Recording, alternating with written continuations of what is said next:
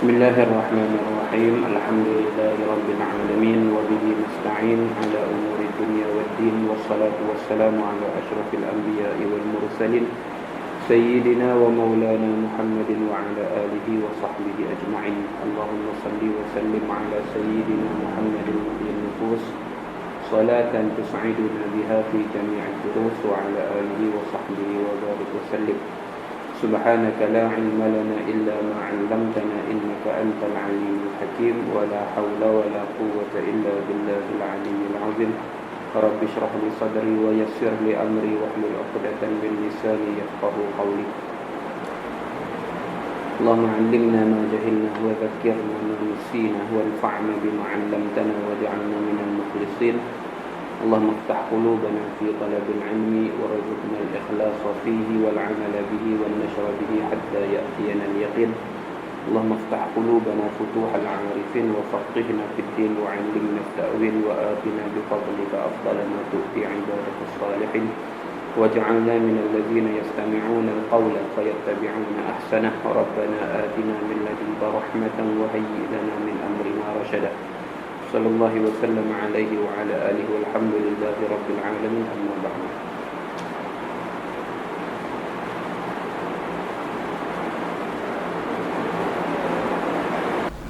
فقال الشيخ المؤلف رحمه الله تعالى نفعنا الله به وبعلومه وبركاته وعلوم مشايخنا وبركاتهم في الدارين آمين يا رب العالمين.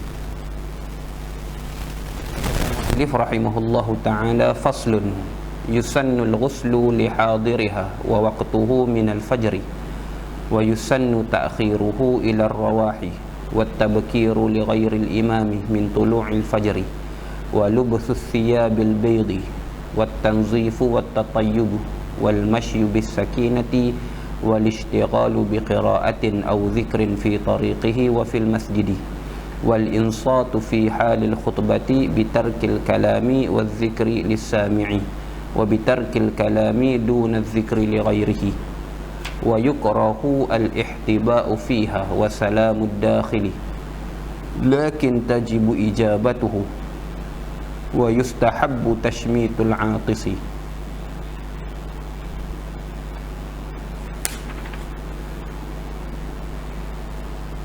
Kata al-Imam al-Alim al-Allamah al-Habib al-Faqih Abdullah bin Abdurrahman Bafadal al-Hadrami rahimahullahu ta'ala nafa'ana Allah bihi wa bi'ulumihi wa barakatihi wa ulumi masyayikhina wa barakatihim fid darain amin ya rabbal alamin.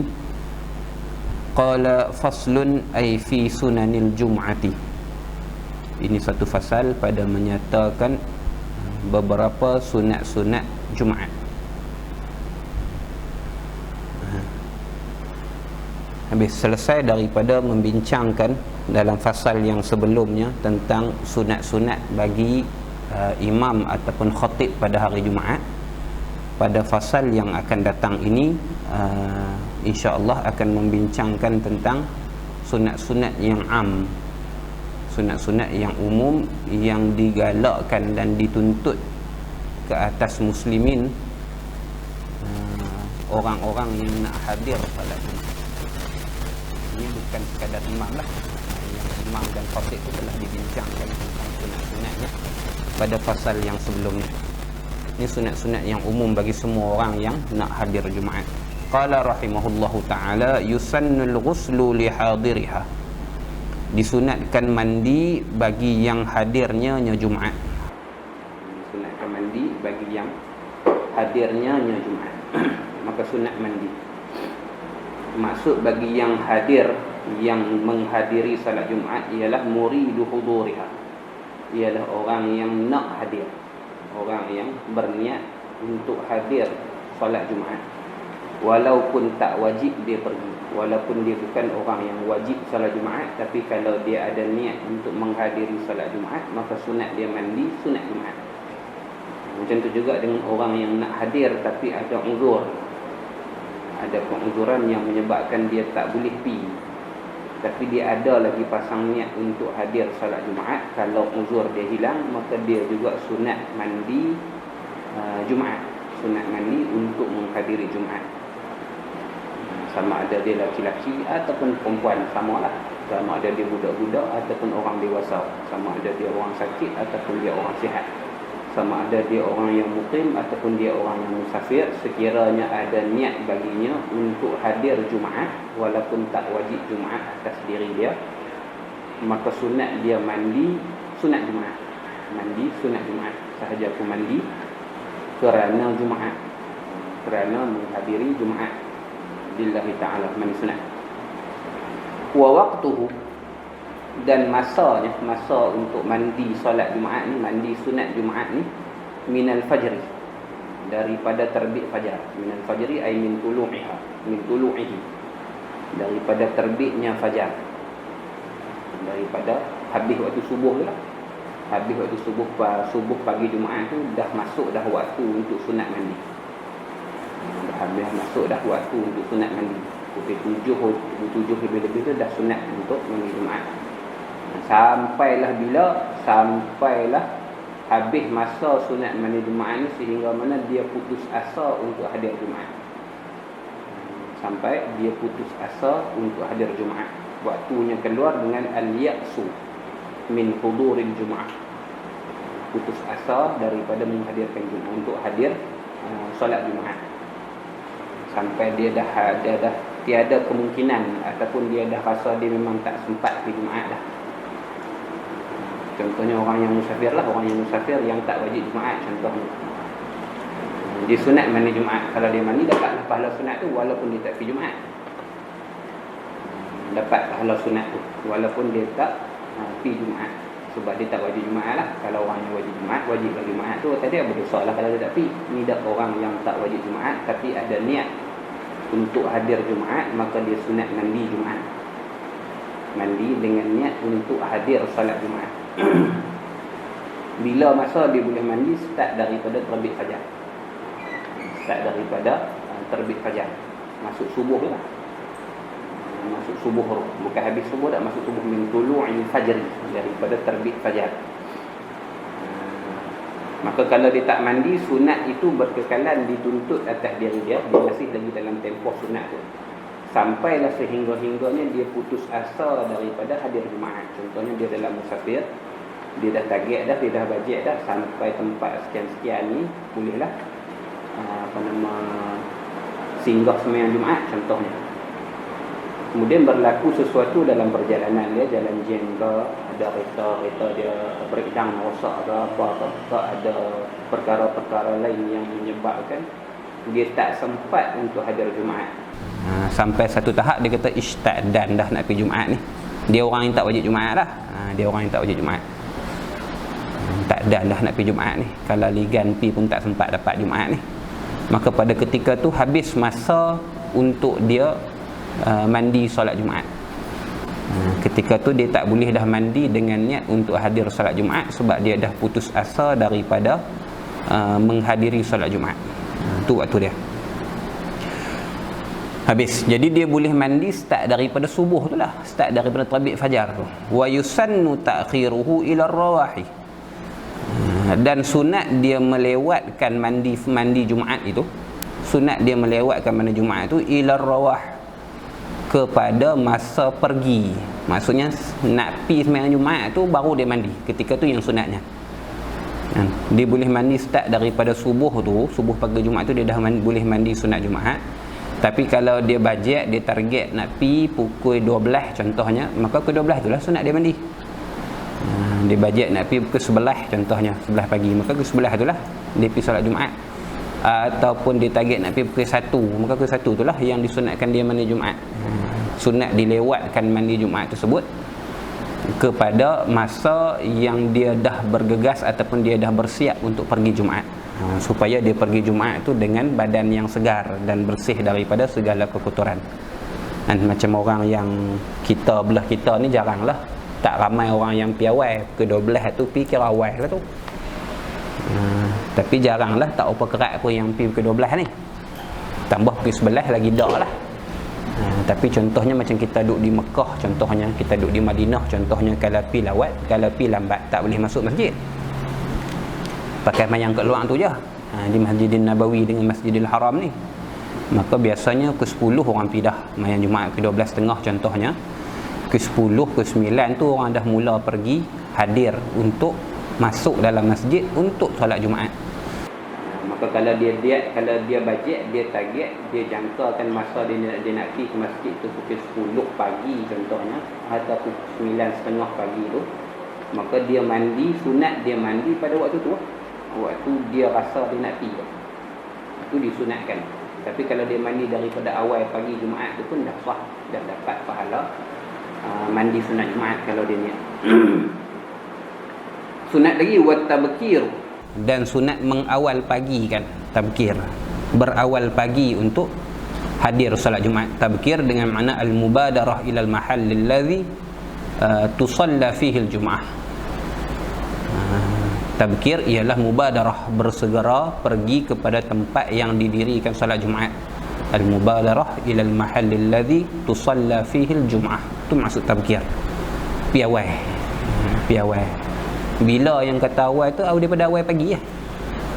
Sunat pergi awal pagi tu. Tu yang ada fadilat-fadilat. Kalau pi jam yang pertama daripada subuh tu dapat pahala seumpama seekor unta. Kemudian jam yang kedua dapat pahala seumpama seekor lembu. Jam yang ketiga seumpama 1/7 daripada seekor lembu. Jam yang keempat seumpama seekor kambing dan seterusnya, seperti yang datang dalam fadilat hadir awal kepada Jumaat. Kita yang pi pukul 1 ni lah, tak ada apa, dapat telok tu ya. Kalau pi tu imam dah, khatib dah berada atas mimbar tu, pi hadir Jumaat lah. Fadilat tabkir tak dapat lah. Fadilat tabkir tak dapat. Dia tabkir ni dikira daripada subuh hari tu. Jam yang pertama, jam yang kedua, sa'atul ula, sa'atul thaniyah, sa'atul thalisah, sampai seterusnya. Jam yang pertama daripada subuh, jam yang kedua daripada subuh, jam yang ketiga daripada subuh, sampailah khatib berada atas mimbar dan azan untuk Jumaat, azan yang kedua itu dilaungkan. Maka pada ketika itu habis fadilat tabkir. Orang yang pi pada sa'ah yang terakhir, pada jam yang terakhir tu, fadilatnya hanyalah sebesar sebutir telur. Orang hak pi waktu imam baca khutbah, khatib baca khutbah, tak ada telong pun tak ada lah. Pi hadir dapat fadilat Jumaat lah. Dapat fadilat sembahyang berjemaah macam tu lah. Maka sunat tabkir, sunat awal pergi kepada masjid ataupun tempat yang didirikan salat Jumaat tu, daripada terbit fajar lah, daripada subuh tu. Tapi sunat tabkir ni macam yang telah disebutkan dalam fasal yang lepas, li ghairil imam, bagi selain daripada imam. Imam ni maksudnya khatib lah, orang yang nak baca khutbah. Kalau imam dan khatib itu ialah orang yang sama, kalau imam dan khatib itu ialah orang yang berlainan, maka sunat lewat pergi itu hanya kepada khatib, tidak kepada imam. Tabkir itu min tulu'il fajri, daripada terbit fajar, daripada waktu subuh. Jadi pi sembahyang subuh tu tak balik dah. Jadi kalau dia pergi sembahyang subuh tu memang tak balik dah, niat duduk sampai waktu Jumaat, maka dia sunat mandi pagi, sunat mandi hari Jumaat tu, mandi subuh tu lah, mandi ketika subuh tu. Gitu. Ni selain daripada khatib, selain daripada orang yang baca khutbah, imam lah ghalibnya, biasanya imam. Masuk juga dalam masalah yang tak sunat tabkir ni, antaranya ialah orang yang silsil orang yang daimul hadas.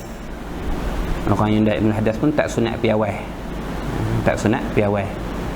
Dia macam imam juga. Dia pi waktu ketika orang dah nak memulakan program ataupun aktiviti Jumaat tu. Dia sunat pi lewat sikit sebab dia nak mengekalkan wuduk dia tu. Wuduk dia wuduk yang tak sempurna, wuduk orang yang daimul hadas. Jadi dia pi lewat macam imam juga, macam khatib juga. Lagi qala rahimahullahu taala wa lubsul thiyabil baydhi wa lubsul thiyabil baydhi, dan memakai pakaian putih. Sunat orang yang hadir Jumaat ni pakai pakaian putih. Jubah ke, baju Melayu ke, lebay putih, sorban putih, songkok putih kalau ada, dan pakaian yang putih lah sunatnya. Sunat pakaian putih. Asalnya yang sunatnya ialah memakai sebaik-baik pakaian. Kalau dalam kitab-kitab fiqh yang lain, kalau kita tengok yang disunatkan ialah ahsanus thiyab, pakaian yang paling elok dia ada. Yang level yang paling atas, level yang paling tinggi sunat pakaian ni ialah baju putih ataupun pakaian putih yang jadi dah, yang baru, pakaian putih yang baru. Kalau tidak ada pakaian putih yang baru, ialah kita bukan beli baju putih setiap minggu, maka sunat pakaian putih yang maghsulah, yang dibasuh. Kalau tak ada juga pakaian putih yang baru, tak ada juga pakaian putih yang dibasuh, maka pakaian yang lain daripada warna putih yang paling bagus dan yang paling baik yang dia ada, yang paling segak yang dia pakai untuk pergi Jumaat sunat yang lagu tu. Sini dia direct teruslah memakai pakaian putih, memakai pakaian putih, pakaian putih yang baru. Kalau tidak ada yang baru, maka pakaian putih yang dibasuh. Kalau tidak ada juga pakaian putih yang telah dibasuh, maka pakaian yang paling baik yang dia ada, pakaian yang paling segak yang dia ada. Itu sunat. Wat tanzifu, sunat juga tanzif, membersihkan diri, merapikan diri. Merapikan diri ini dengan memotong kuku tangannya, kuku kakinya, mencabut bulu ketiaknya, trim misai, cukur misai, merapikan janggut, memotong ataupun mencukur bulu ari-ari dan sebagainya. Merapikan diri dengan makna mengkemaskan diri, potong kuku tangan dengan kuku kaki. Kalau diikut dengan kaifiatnya lebih sempurna lah. Ada dua kaifiat dalam memotong kuku tangan, ada dua kaifiat. Satu kaifiat ialah memulakan dengan kelingking tangan kanan, memulakan dengan ibu jari tangan kanan, kemudian kelingkingnya, kemudian jari hantu, jari manisnya, kemudian jari hantunya dan jari telunjuknya kanan, kemudian kelingking kiri sampailah kepada ibu jari kiri. Satu kaifiat. Kaifiat yang kedua, sunat memotong kuku itu ialah dengan diselang-selikan. Tangan kanan mula dengan kelingking, kemudian jari tengah, kemudian ibu jari, kemudian jari manis dan kemudian jari telunjuk. Yang tangan kiri pun sama, mula dengan lawan pada kanan, mula dengan ibu jari kanan, ibu jari kiri, kemudian jari hantu kiri, jari kelingking kiri, kemudian jari telunjuk kiri dan jari manis kiri. Ini dua kaifiat untuk memotong kuku tangan. Kaifiat yang pertama mula dengan ibu jari kanan, kemudian ambil kelingking kiri sampailah kepada telunjuk kiri. Ambil kelingking kanan sampailah kepada telunjuk kanan untuk tangan kanan. Untuk tangan kiri, ambil daripada kelingking kiri sampailah kepada ibu jari kiri. Ini kaifiat yang pertama. Kaifiat yang kedua diselangkan. Ambil kelingking kanan, kemudian jari tengah kanan, kemudian ibu jari kanan, kemudian jari manis kanan, kemudian jari telunjuk kanan. Untuk tangan kiri bermula dengan ibu jari kiri, kemudian telunjuk kiri, kemudian kelingking kiri, kemudian telunjuk kiri, kemudian jari manis kiri. Ada dua kaifiat. Ada dua kaifiat. Kaifiat yang kedua tu kalau dalam kitab disebut khawabis atau khasib. Kaifiat yang kedua lah. Kaifiat yang kedua kalau nak mudah ingatnya, kami dulu hafal dengan kod dia khawabis atau khasib. Dia merujuk kepada huruf pertama bagi tiap-tiap nama jari. Khawabis, kha khinsir, kemudian waw wusta, kemudian alif ibham, kemudian khawabis ba sababah, kemudian sin ba bin sir, kemudian sin sababah. Khawabis, kha waw alif ba sin. Khawabis untuk kaifiat yang kedua tu untuk jari kirinya, au khasib, alif ibham, waw wusta, au kha binsir, kemudian ba sin sababah jari telunjuk, dan ba binsir jari manis. Jadi khawabis au khasib ni untuk kaifiat yang kedua lah. Untuk jari kaki satu kaifiat saja, iaitu daripada kelingking kanan, bermula daripada kelingking kanan habis sampai kelingking kiri untuk jari kaki.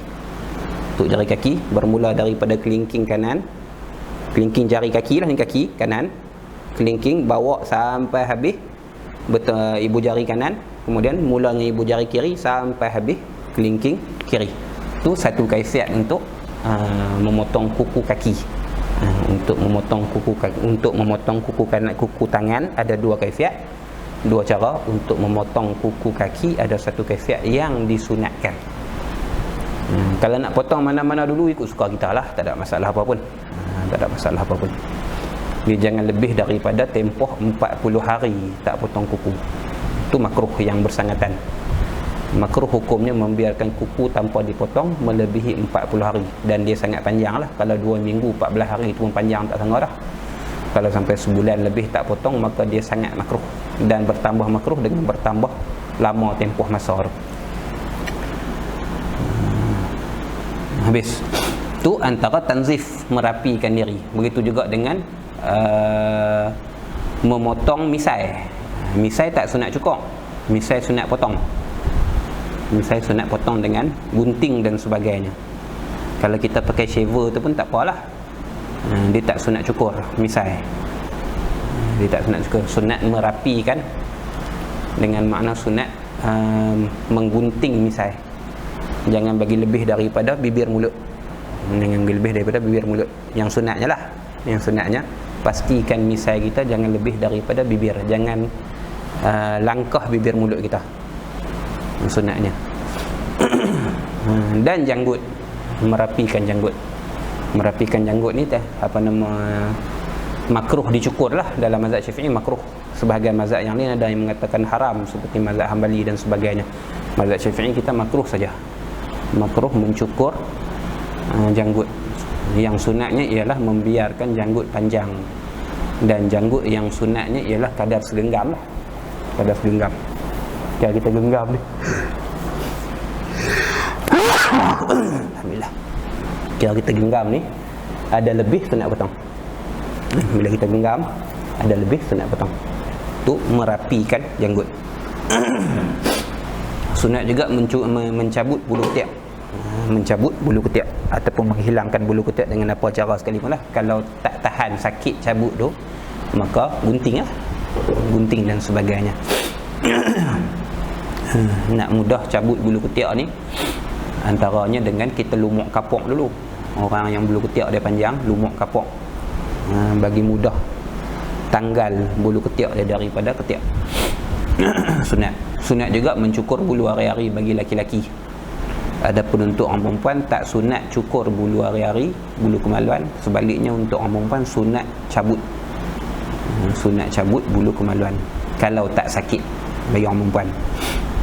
Kalau sakit maka cukurlah, cukur ataupun gunting bulu kemaluan bagi orang perempuan. Tapi bagi laki-laki sunat cukur bulu kemaluan. Tu makna tanzif, merapikan diri. Wat tatayyubi, sunat juga wat tatayyubu, dan mewangikan diri, memakai wangi-wangian, memakai harum-haruman. Memakai harum-haruman ni yang pertamanya ialah untuk laki-laki. Satu, untuk laki-laki sunat memakai bau-bauan untuk laki-laki. Satu, wangian yang disunatkan bagi laki-laki ialah wangian yang tidak nyata warnanya, sebaliknya nyata baunya. Orang laki-laki wangian yang sunat bagi dia, kita lah orang laki-laki, yang sunat wangiannya ialah yang ma khafiya launuhu wa zaharat raihatuhu. Wangian yang tersembunyi warnanya, tak nyata warna, sebaliknya nyata baunya. Tu wangian yang sunat bagi laki-laki. Adapun wangian yang disunatkan bagi perempuan ni secara umum lah, tak masuk kita bincang ni, cuma sebaliknya bagi perempuan dilawan bagi yang laki-laki.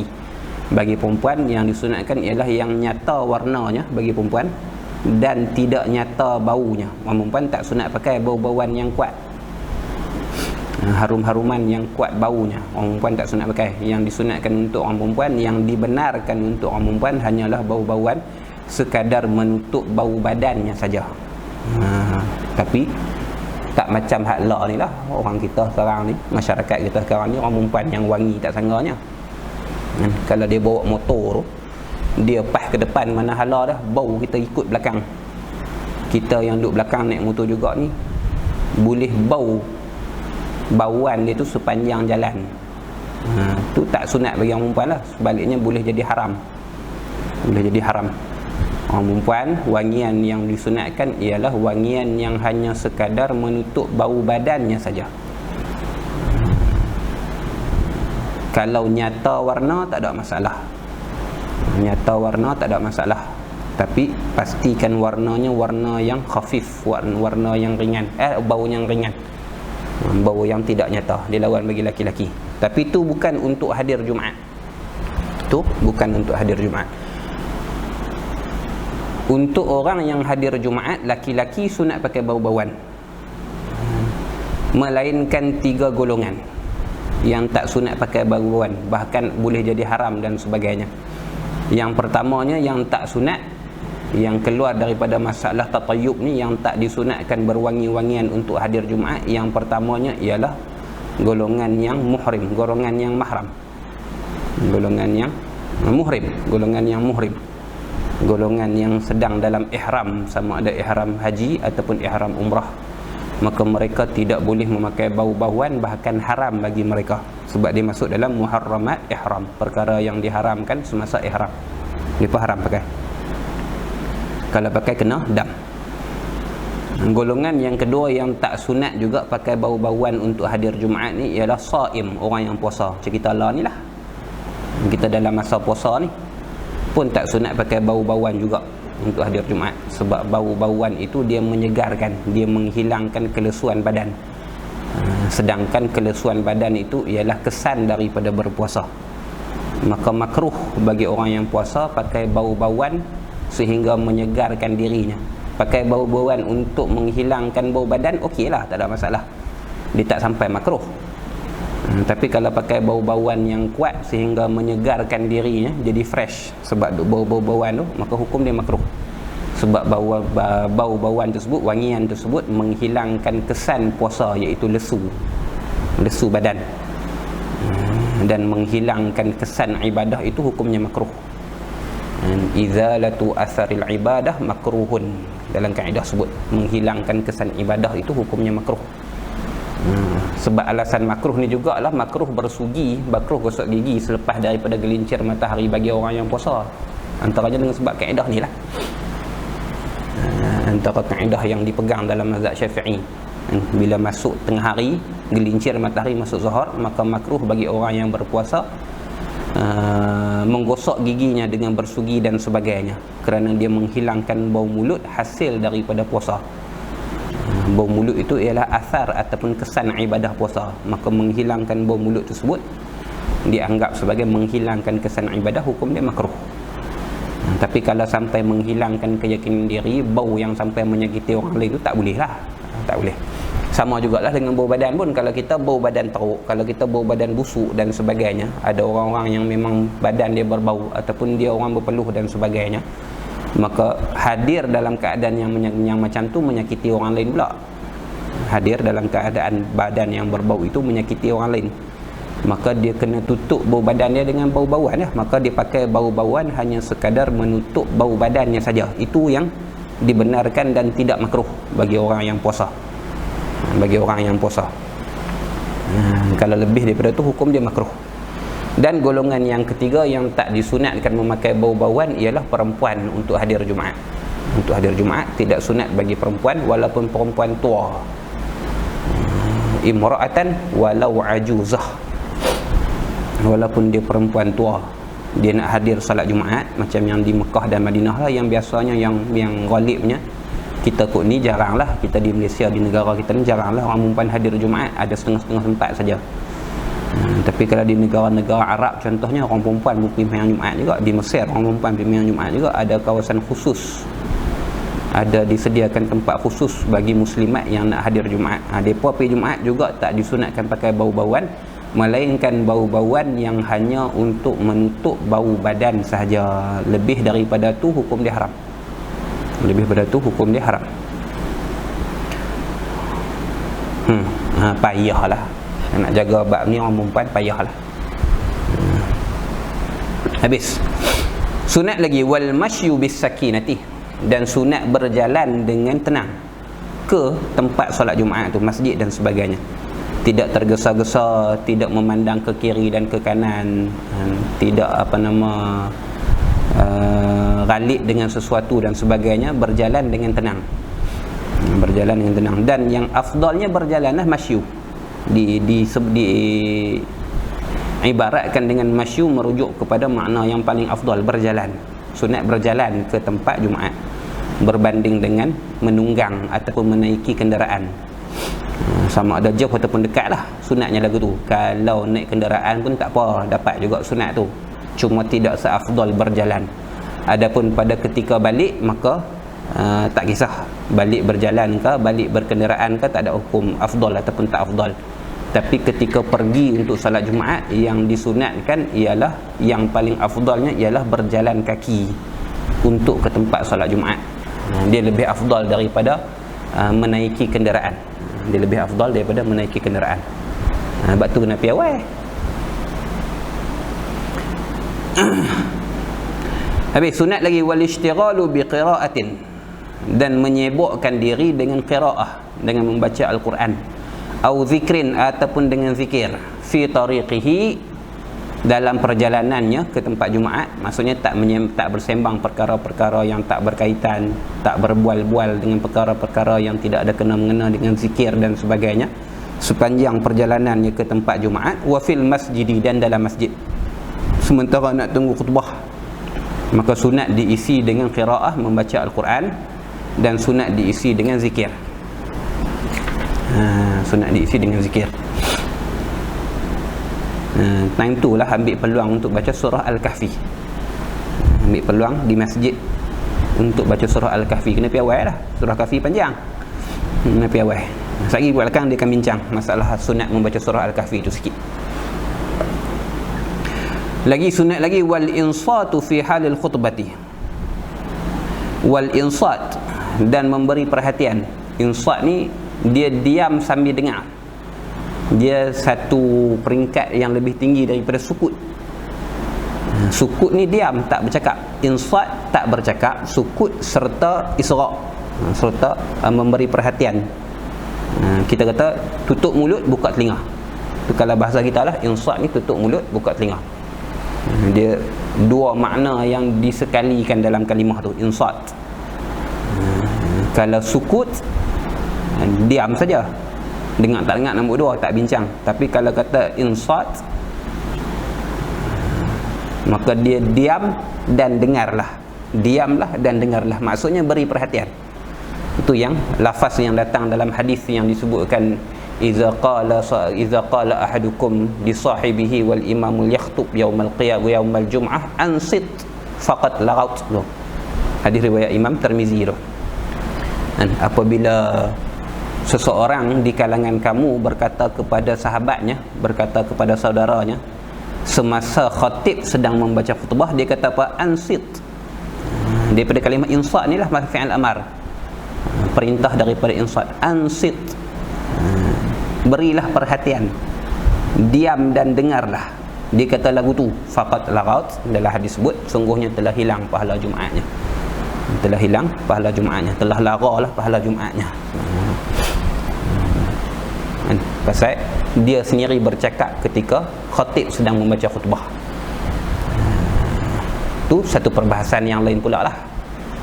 Satu perbahasan yang lain pula. Kalau orang yang bercakap, kalau orang yang memberi nasihat kepada orang lain untuk diam dan beri perhatian semasa khatib sedang membaca khutbah, orang yang memberi nasihat itu sendiri hilang pahala Jumaatnya, Lebih-lebih lagi lah orang yang bersembang ketika khatib sedang baca khutbah, maka dia tu mimbabil aula lah, lebih-lebih lagi layak untuk hilang pahala Jumaat dia.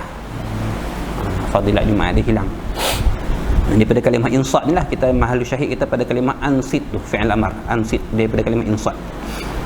As-sukut ma'al isra' dia panggil diam serta memberi perhatian serta mendengar apa yang dikatakan oleh khatib. Wal insatu fi halil khutbati, dan memberi perhatian semasa dalam keadaan khutbah. Insat itu, memberi perhatian itu, gambarannya bitarkil kalami, dengan meninggalkan berkata-kata, meninggalkan bercakap, dengan meninggalkan bercakap. Juga wazikri, atau pada kata kalam, bitarki zikri, juga meninggalkan berzikir, meninggalkan berkata-kata dan meninggalkan berzikir ni lisami'i, bagi yang mendengar khutbah. Taib dia meninggalkan bercakap dan meninggalkan berzikir lisami', bagi orang yang mendengar khutbah. Bagi yang mendengar khutbah. Adapun orang yang tidak mendengar khutbah, dia hadir solat Jumaat, dia hadir semasa khutbah sedang dilontarkan, khutbah sedang dibacakan, khutbah sedang diucapkan, tapi dia tak dengar khutbah tu. Contohnya tak pakai speaker rosak ke hari tu ke, dia duduk di jauh daripada, dia duduk jauh pada khatib dan sebagainya, tak dengar khutbah. Maka dia insat dia memberi perhatian ni ialah dengan tidak berkata-kata, sebaliknya dia boleh berzikir untuk mengisi masa kosong tu. Dia tak dengar khutbah. Jadi insat dengan memberi perhatian dengan meninggalkan bercakap dan meninggalkan berzikir itu bagi sami', bagi orang yang mendengar khutbah. Bagi orang yang mendengar khutbah, maksudnya semasa khutbah sedang dibacakan. Adapun pada sebelum khutbah, bercakap ataupun berzikir pada sebelum khutbah, ataupun selepas daripada khatib duduk atas mimbar, ataupun di antara dua khutbah, ataupun selepas daripada khutbah selesai dibacakan, maka tak makruh. Yang makruh ni fi halil khutbah, semasa khutbah sedang dibaca. Sebelum daripada imam memulakan khutbah, kita berzikir tak makruh, kita bercakap tak makruh. Ketika imam duduk di antara dua khutbah, kita berzikir tak makruh, kita bercakap juga tak makruh. Ketika imam selesai membaca khutbah, ketika imam sedang turun nak pergi ke tempat sembahyang, berzikir pada waktu tu tak makruh, bercakap pada waktu tak makruh. Yang makruhnya semasa khutbah sedang dibacakan. Tu maksud fi halil khutbah, fi halil khutbah. Wa bitarkil kalami, atau pada bitarkil kalam. Wal insatu fi halil khutbati bitarkil kalam duna dzikri li ghairihi li ghairi sami'i. Dan meninggalkan berkata-kata, tidak zikir, maksudnya tak makruh berzikir, li ghairihi, bagi selain daripada sami', bagi selain daripada orang yang mendengar khutbah. Kalau dia tak dengar khutbahnya tadilah, dia duduk di luar masjid contohnya, sound masjid tak sampai keluar, dan setengah-setengah keadaan masjid tersebut ketika khutbah hanya membuka speaker dalam masjid saja, orang duduk di luar masjid tak dengar. Dan pernah jadi di tempat kita lah benda-benda yang macam tu. Ataupun hari tu sound system rosak, jadi hanya orang yang ada berdekatan dengan mimbar saja yang dengar khutbah. Orang yang berada dalam masjid tapi belakang contohnya, dekat dengan pintu masuk contohnya, jauhlah daripada mimbar, dia tak dengar khatib berkhutbah, maka dia tidak dia hanya makruh bercakap tapi tidak makruh berzikir untuk mengisi kekosongan sementara khatib hendak menyelesaikan khutbah dia. Ni tafsir bagi insat, tafsir bagi memberi perhatian semasa berkhutbah.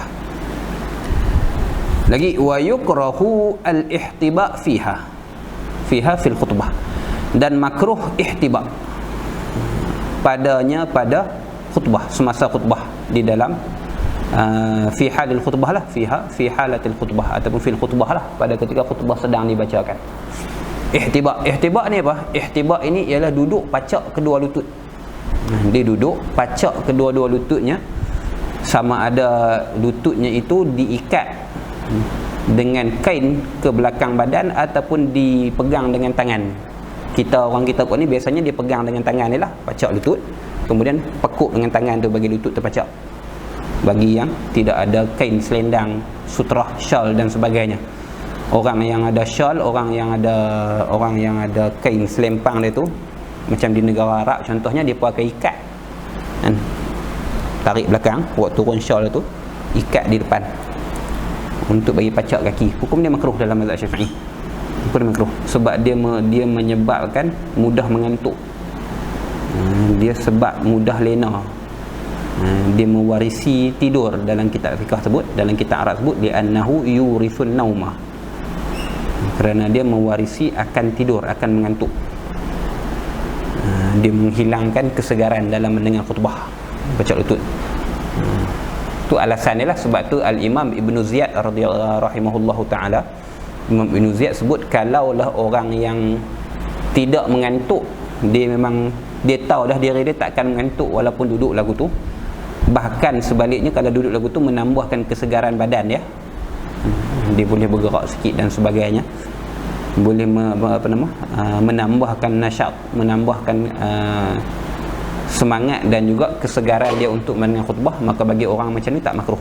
Itu kata Imam Ibn Ziyad rahimahullahu ta'ala.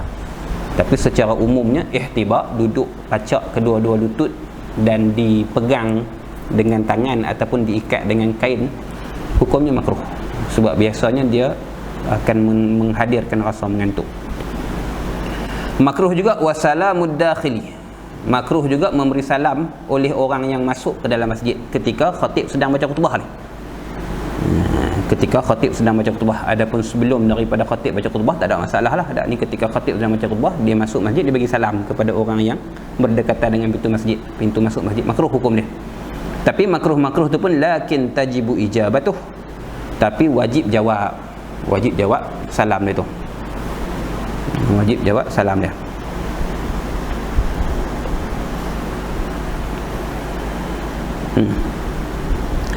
Bab hukum makruh salam, wajib jawab salam dan sebagainya, dia ada satu perbahasan yang panjang pula lah. Ulama meletakkan satu bab atau satu fasal khusus membincangkan tentang hukum jawab salam, hukum memberi salam dan menjawab salam. Ada hukum yang wajib jawab, ada hukum yang tak wajib jawab, ada ketika makruh memberi salam, ada ketika haram memberi salam, ada ketika sunat memberi salam dan sebagainya. Secara umumnya memberi salam tu sunat lah dan jawabnya wajib. Dan ini antara masalah yang mana perkara yang sunat itu pahalanya lebih besar daripada pahala wajib. Memberi salam tu sunat, tapi pahalanya lebih besar daripada menjawab salam. Sedangkan menjawab salam tu wajib, tapi bukan pada semua keadaan lah. Itu kita tengok dalam bab salam pula, bab memberi salam dan menjawab salam. Dia ada perbincangan khusus tentang tajuk ni. Ada ketika yang sunat bagi salam, ada ketika yang haram bagi salam, ada ketika yang makruh bagi salam, dan ada ketika yang wajib bagi salam. Macam tu juga dengan jawab salam, ada ketika yang makruh jawab salam, ada ketika yang wajib jawab salam, ada ketika yang haram jawab salam. Itu perbincangan yang asing pula, panjang. Nak bincang itu panjang. Kita tengok dalam bab dia yang tersendiri. Sini dalam bab ni, orang yang masuk dalam masjid ketika khatib sedang membaca khutbah, hukum dia makruh dia memberi salam, sebab dia mengganggu orang lain daripada mendengar khutbah. Tapi orang yang dengar salam dia tu wajib jawab secara fardu kifayah. Kalau seorang jawab dah memadai daripada yang lain. Maka dapat pahala wajib, wajib fardu kifayah. Orang yang bagi salam tu tak ada pahala, makruh. Wa yustahabbu tashmitul atish, dan disunatkan tashmitul atish, menjawab doa bersin. Dia bersin, kemudian dia ucap alhamdulillah. Maka sunat tashmid tu, menjawab alhamdulillah tu. Sebab bersin dia bukan perkara yang disengajakan. Sababuhu al-qahri, sebabnya bersin ini sebab yang terpaksa. Maka dia ucap alhamdulillah, maka sunat menjawab ucapan itu dengan inilah, dengan yahdikumullah dan sebagainya, yahdikallah, yahdikumullah dan sebagainya, sunat jawab. Dan situ menjawab ucapan doa orang yang bersin. Sunat juga sunat juga menjawab, tapi dengan suara yang biasalah, bukan suara yang terlalu kuat, menjawab selawat ke atas Nabi SAW ketika mana khatib berselawat ke atas Nabi SAW. Maka sunat juga mengangkat suara lah, tapi mengangkat suara dengan tidak keterlaluan, jangan kuat sangat. Khatib sebut Nabi SAW bersabda dalam satu hadisnya, kita pun sebutlah SAW. Sunat sebut dengan suara yang agak kuat lah, suara yang biasa kita sebut, cuma jangan mubalaghah pada mengangkat suara, jangan keterlaluan dalam mengangkat suara, sebab dengan suara yang kuat itu menyebabkan orang lain pun akan menjawab juga selawat tersebut, pun sunat juga.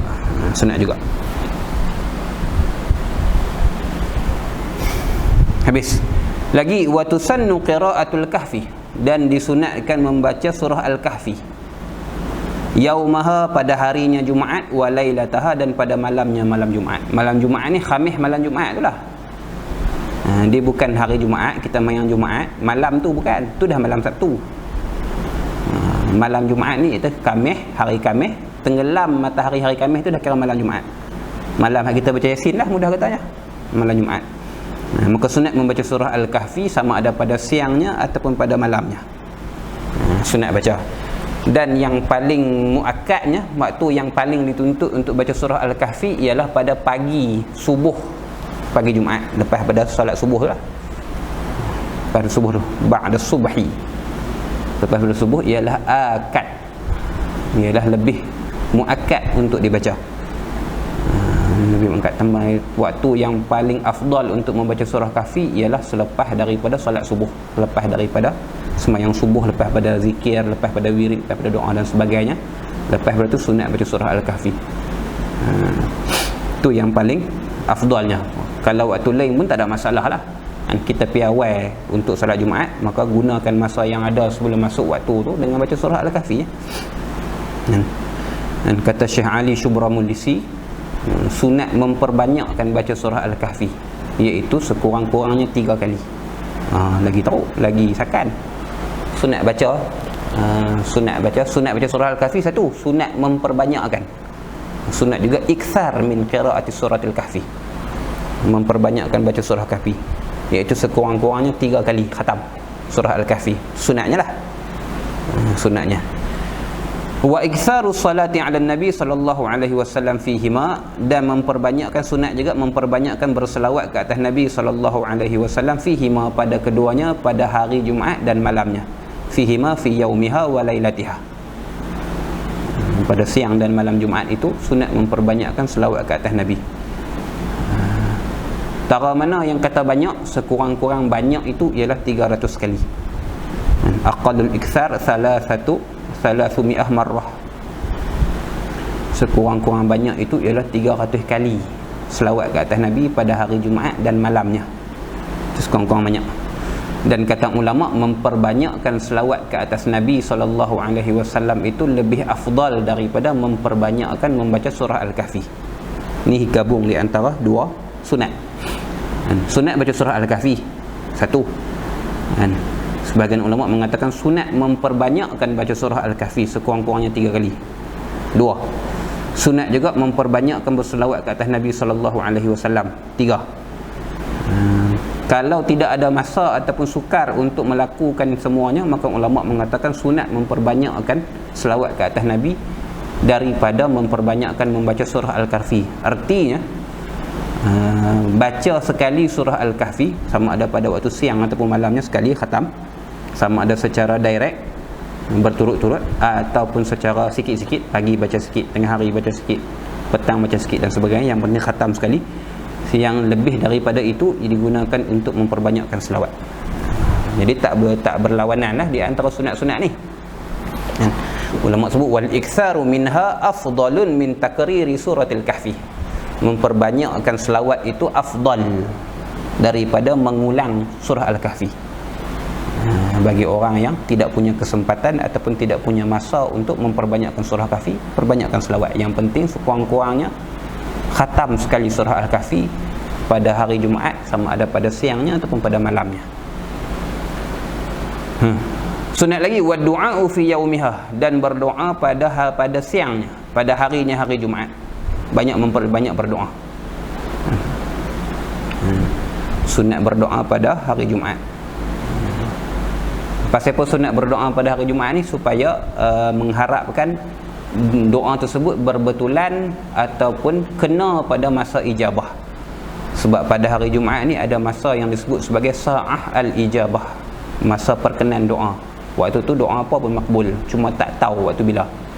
Jadi disunatkan memperbanyakkan doa pada hari Jumaat. Mudah-mudahan mana-mana doa kita itu berbetulan dengan waktu perkenan doa, waktu perkenan, waktu ijabah. Itu dia kata tu wasa'atul ijabati fi ma bainal julusil imami lil khutbati wa salamihi. Kata sebahagian ulama lah ni, wasa'atul ijabati, dan bermula masa ijabah itu, masa perkenan doa itu, ai wa arjaha lah.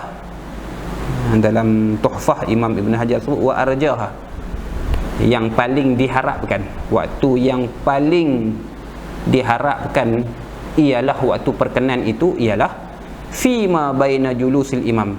Fima pada masa yang, fima ay fi zamanin, pada masa baina julusil imam, di antara duduk imam lil khutbati, bagi khutbah, wa salamihi, dan salamnya salam imam,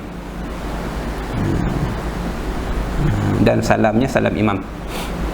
Ketika di antara imam memberi salam dan duduk untuk baca khutbah tu, kan imam naik ke mimbar, imam menghadap kepada makmum, kemudian imam bagi salam dan imam duduk. Jadi masa tu, masa imam bagi salam dan imam duduk tu, di antara tu ialah waktu yang paling diharapkan menjadi waktu ijabah. Tapi waktu tu sangat pendek. Macam mana nak doa dalam tu? Nak baca bismillah pun tak ada habis kadang-kadang tu. Sebab doa kena fikir juga. Doa ni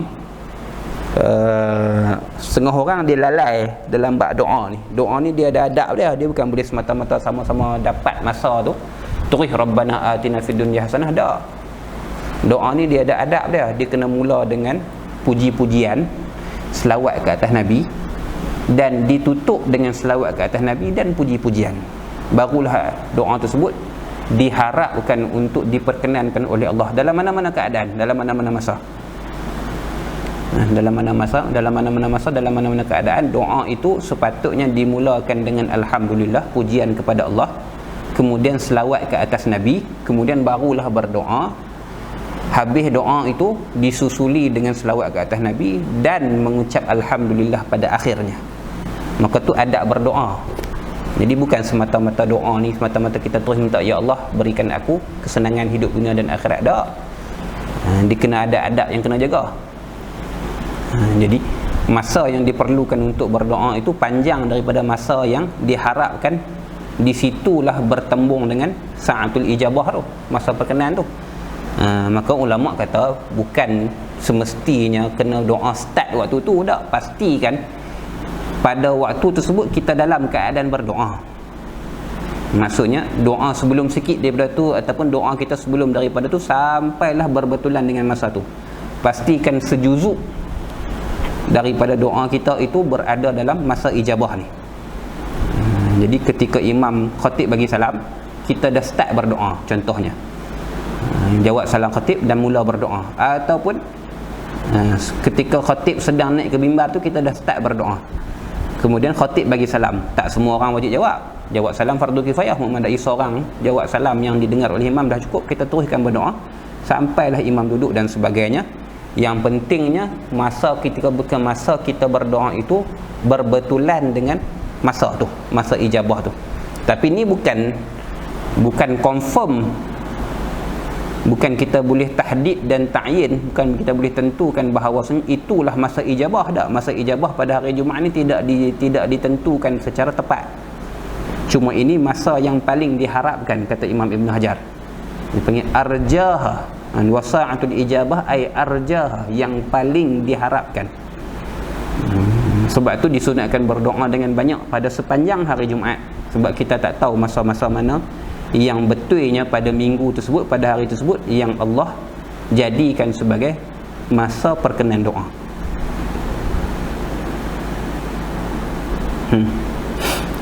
Sebagian ulama' lagi sebut antara masa yang diharapkan juga untuk menjadi masa ijabah ni juga ialah daripada imam duduk sampailah akhir sembahyang. Min julusil imam atas mimbar, daripada duduk imam atas mimbar sampailah selesai solat Jumaat. Maka tu juga kata sebagian ulama' ialah masa yang diharapkan menjadi masa ijabah, masa perkenan doa. Tu pun tak ada kepastian dan tak ada confirmation. Tak ada. Jadi sebab tu disunatkan berdoa pada sepanjang hari Jumaat. Mudah-mudahan salah satu daripada doa-doa kita itu berbetulan dengan masa ijabah tu. Doa lah, apa-apa pun. Waktu ketika bila pun doa lah. Habis. Wa yukrahu takhatti. Dan dimakruhkan takhatti.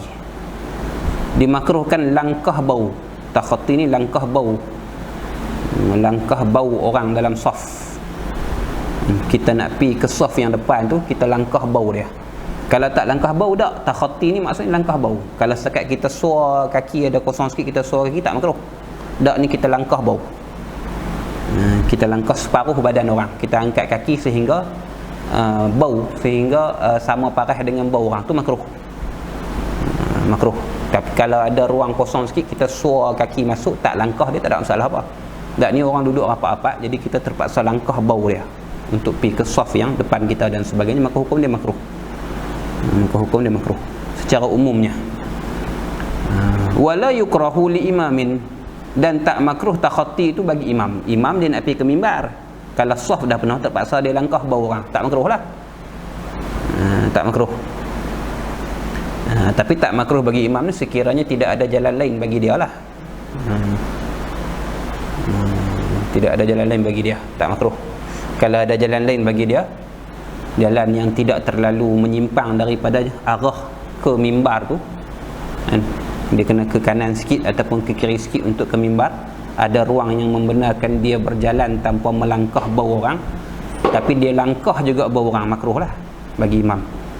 Tapi kalau memang tak ada jalan dah, ataupun ruang kosong tu berada di tepi masjid sekali, baru kosong, kawasan tengah ni dia nak pergi ke mimbar tu semua penuh dengan manusia, ketika tu dia langkah bau saf, dia langkah bau jemaah yang ada dalam saf, maka tak makruh bagi imam. Sebab dia perlu ke depan, dia perlu ke depan untuk sampai ke mimbar, maka tak makruh bagi dia. Wa man baina yadayhi furjatun, tak makruh juga bagi mereka baina yadayhi, di depannya furjatun, ada kekosongan. Depan tu ada kosong lagi, tak ada orang, tak ada siapa yang duduk situ, tak ada siapa yang merapatkan saf di depan dan sebagainya, maka dia pergi untuk mengisi ruang kosong tu walaupun dengan melangkah bau orang, tak makruh. Sebab kekosongan itu ditinggalkan. Sepatutnya orang yang mai awal lah yang masuk yang dan penuhkan kekosongan tu, tak orang yang mai awal pergi duduk belakang macam kita lah. Makan macam kebanyakan adat yang berlaku di tempat kita lah, duduk ikut dan. Depan tu kosong lagi, belakang penuh dah. Saf 1, saf 2, saf 3, saf 4, saf 5 tu banyak je kosong. Belakang ni penuh dah manusia duduk. Maka perlu langkah mereka untuk ke depan, langkah, tak makruh. Sebab sepatutnya mereka yang mai awal tu yang masuk dan sepatutnya memenuhkan saf depan, tak, mereka duduk belakang, maka langkah baru tak makruh. Tapi kalau boleh langkah boleh pergi tanpa perlu melangkah bau, maka itu lebih aula dan tak makruh lah pada ketika tu. Contohnya kita suar kaki sikit bagi lepas saf satu saf tu ada kekosongan sikit dan sebagainya, maka tak makruh. Yang makruhnya ialah melangkah bahu. Tak makruh juga bagi wal mu'azzam, dan orang yang dimuliakan.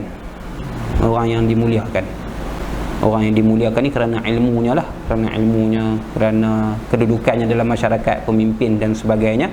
Iza alifa mawdi'an, apabila disediakan tempat baginya. Dia ada tempat yang disediakan baginya, tok guru ke, alim ulama ke, orang-orang soleh ke dan sebagainya, ataupun pemimpin masyarakat ke, imam masjid ke, ataupun imam kedua ke, ataupun syekh dan sebagainya, memang dah disediakan tempat untuk dia di depan dan tak boleh pi melainkan dengan perlu melangkah orang, maka ketika tu hukum dia tak makruh. Ketika tu hukum dia tak makruh. Muazzam, orang yang dimuliakan ni, orang yang dimuliakan di sisi orang yang dilangkah. Kena faham elok. Maksudnya orang yang dilangkah tu tak berasa dengan dia, tak ada berasa kurang senang dengan dia, maka ketika tak makruh. Tapi kalau orang yang dilangkah tu berasa kurang senang dengan dia, maka hukum dia makruh juga, walaupun telah disediakan tempat pada depan dia, walaupun pada disediakan tempat untuk dia di depan. Itu. Qala rahimahullahu ta'ala. Yang ini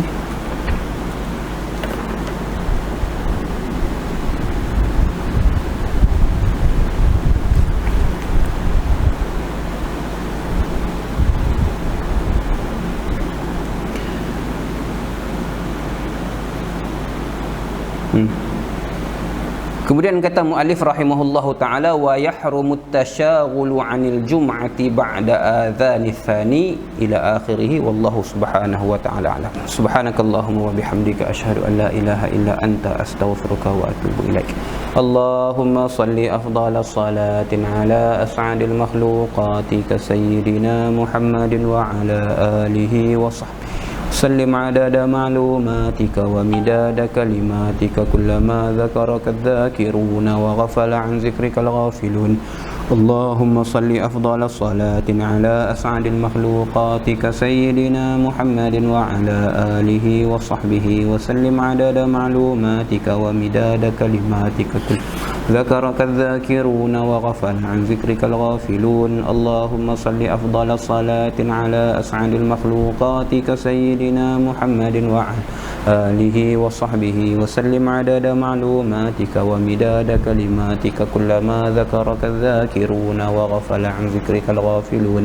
صلى الله وسلم عليه وعلى آله والحمد لله رب العالمين.